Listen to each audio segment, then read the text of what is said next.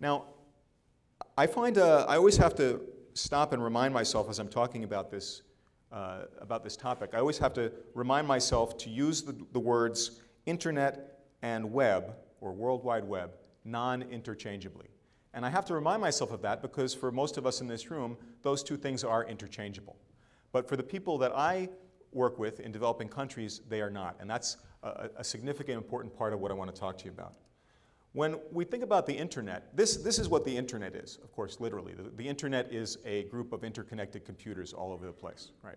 Connected by wires, connected wirelessly, mostly by wires, by fiber optics. So the internet is this physical, incredible network of computers that has arisen around the globe and united by certain standard protocols. This is the World Wide Web that everybody knows and loves. This is the graphic front end to the internet. And the previous talk talked to you about another graphic front end that's being laid on this kind of data that we have here. So again, there's a difference between the internet and the web. And we have to remember, it's a little hard for me to remember sometimes because I'm so immersed in technology.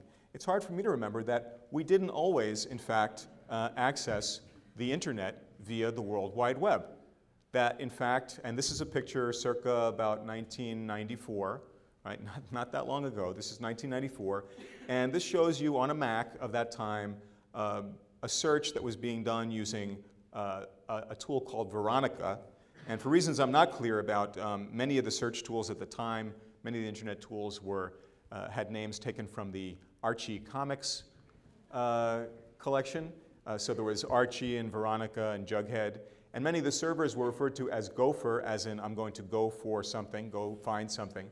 But again, the important thing here is I remember using this technology and being amazed. You know, there was a reference made to the keyhole map system. And of course, they chose the name keyhole because this is allowing you a window to look through a limited window on an essentially limitless world.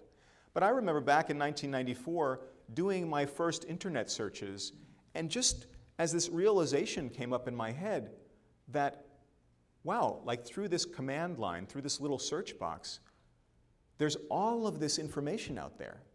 And I can access all of this stuff through this text box. I mean, how many people in the room remember doing this? Remember the first time you searched for some obscure piece of information, you just, look for this, you know, look up the Declaration of Independence. You know, I remember like showing this to my grandmother, this technology. And she was like, well, ask it who wrote the Declaration of Independence. Ask it. Ask it. Ask the. I said, not yet, Grandma. That's going to be another 20 years before we can ask it where the Declaration is stored. But again,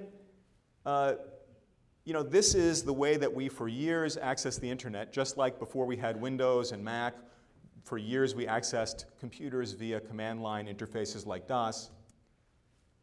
And the fact is that even today, even companies that are in the forefront, as we just saw, forefront of using amazing advanced graphics, like Google, are still developing command line text-based SMS, that's short message service, right, text messages on your phone, command line text message interfaces for the mobile phone. So this is from Google, and this allows folks, at least in this country, to send, you know, to type in, for example, W and then your zip code, and it sends you back the weather. So why is this important for us? Why is it important that we have these varied interfaces? And why is it important for us not to forget how impossibly incredibly useful it was for us when we went from typewriters to DOS?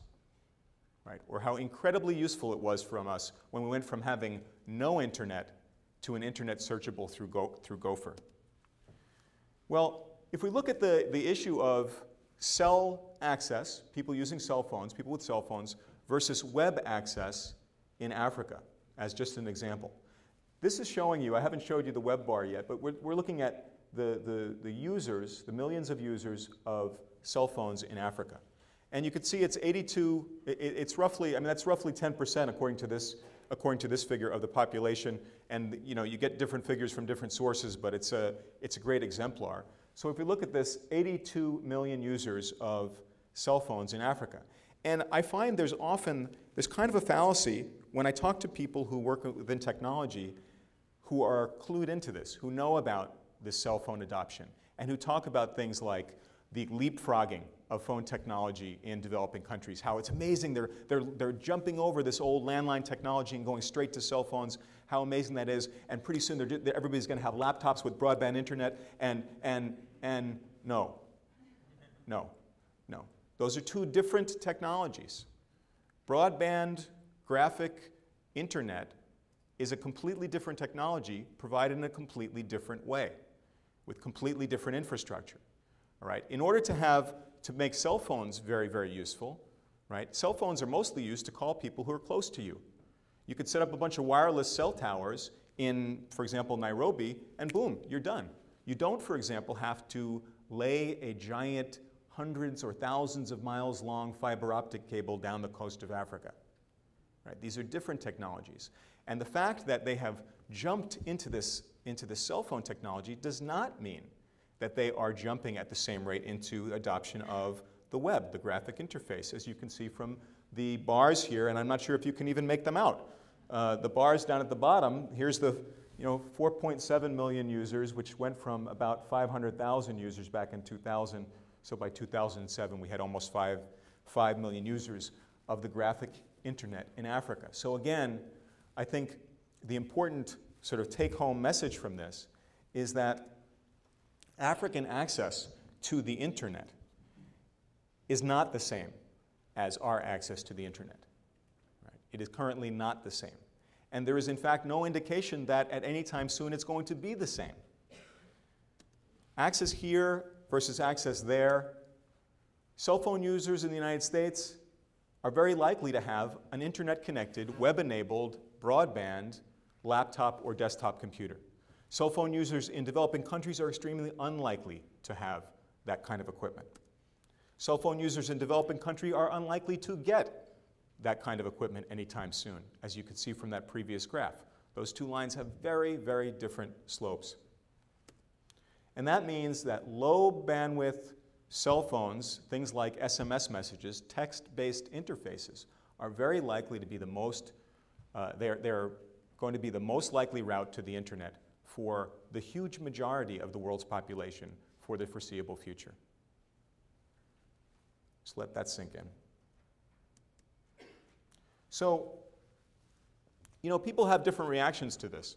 And I give talks and I collaborate with a whole variety of people. I collaborate with provincial public health workers in Cambodia and Zambia and Botswana. And I collaborate with folks out in Silicon Valley, and I go to conferences of public health workers who talk about measles eradication, and I go to conferences like this one, and I go to conferences of developers who are, they crashed and burned through 7 startups, and they lost everything, and then they made $10 million on their last startup, and now they're trying to think of something else to do. So very wide populations of people, and people have different reactions to what I've just told you about the fact that we're not really going to be using the